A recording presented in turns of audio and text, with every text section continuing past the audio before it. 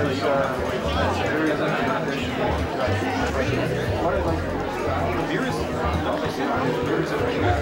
what? Beer is free, so is the coffee. Okay. Are you Jack or are you Aloysius? Aloysius, he's my teddy bear. He's at home helping. Yes. Oh, you got some free beer too, eh? Free beer, yes. It's needed because then you buy more books and you drink more. You see, it's part of the deal here.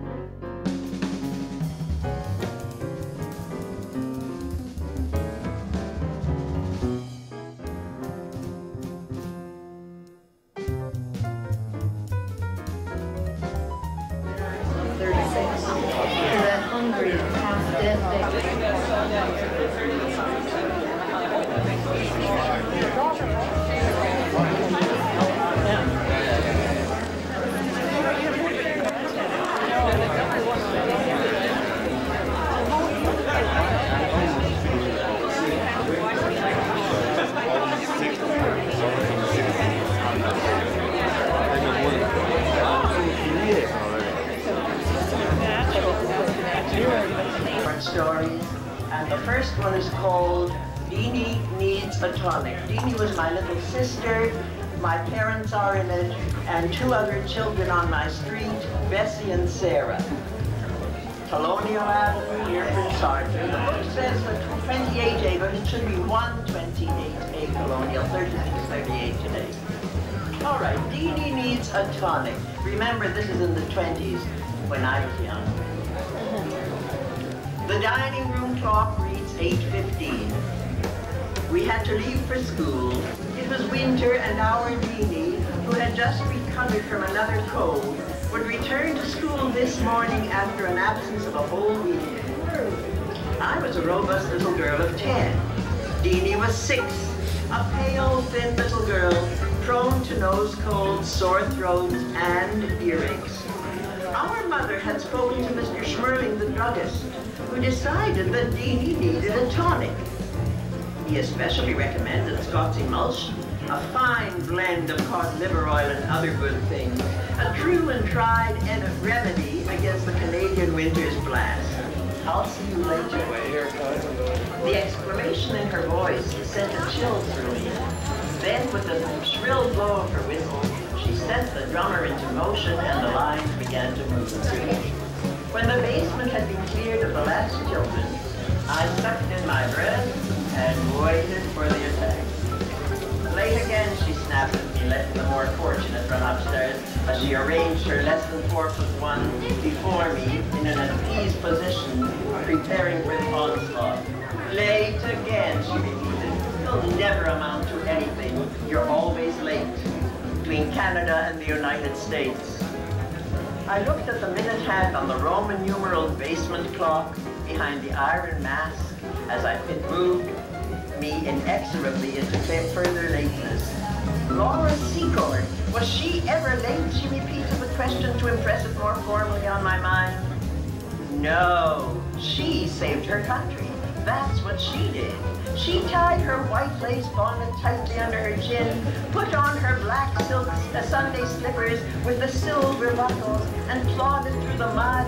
She drove a cow, an excuse, you understand, to the British headquarters to warn them that the rebels were coming. Why, she didn't even stop when one of those precious silver buckles fell off and got lost somewhere in the mud. Now she continued in full wind. If Laura Secord had got up 3 minutes late, or had been even 1 minute late in getting to headquarters with her cow, what would have happened? The night, with only a lantern to light her way. Miss Horner's eyes took on a faraway look. She was never late. Was she ever late? No, indeed. She knew how eagerly they waited for her, each man thrilling as her shadow came closer to his bed in the dark. Dear Papa's dream for me was to become a nurse and help sick people, be an independent woman, and be able to travel anywhere in the world. With Mama ailing and Miss Horner lecturing me about Noble Florence Nightingale, I'd had enough of nursing by the time I was 10.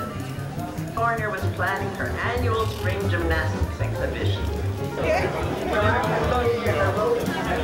To sacrifice her 7 sons rather than let them bow down to idols, or even to kiss the king's ring.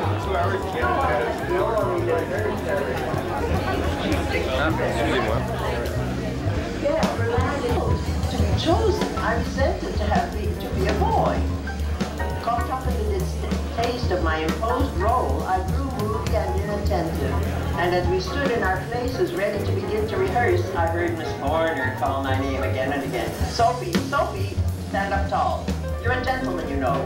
A Highland laddie, in tartan kilt and argyle socks. Up straight now. She emphasized the glamour of flicking me lightly with the rubber tip of her long I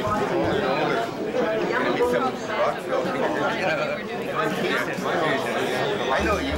We help deliver you. You can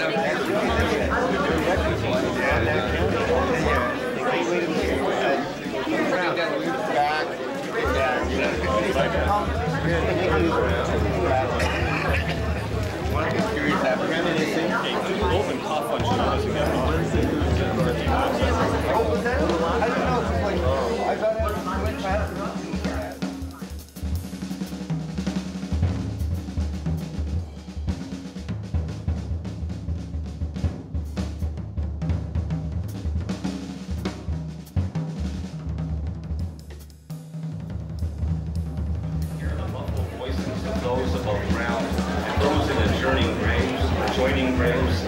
I was held captive in a concentration camp. My jailer was relentless.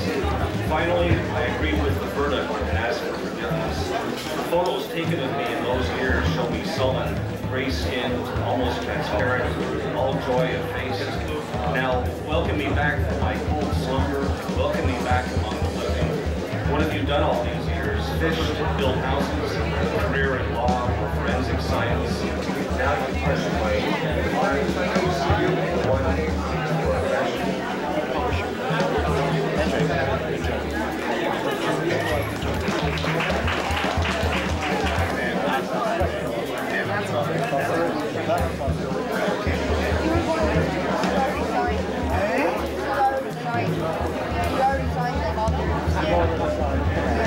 Little salesman there, Diego. The same kind of thing in the front. That's what it has to be.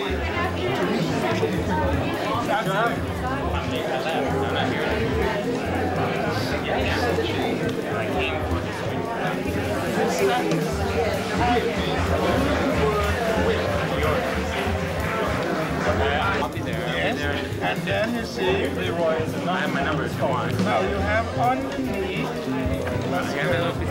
your name.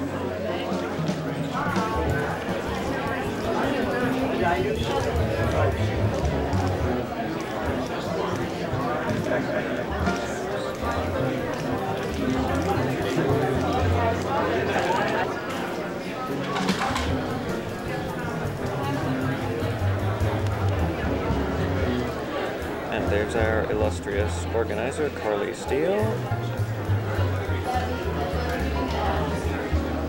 surveying the empty reading room. The readings are over.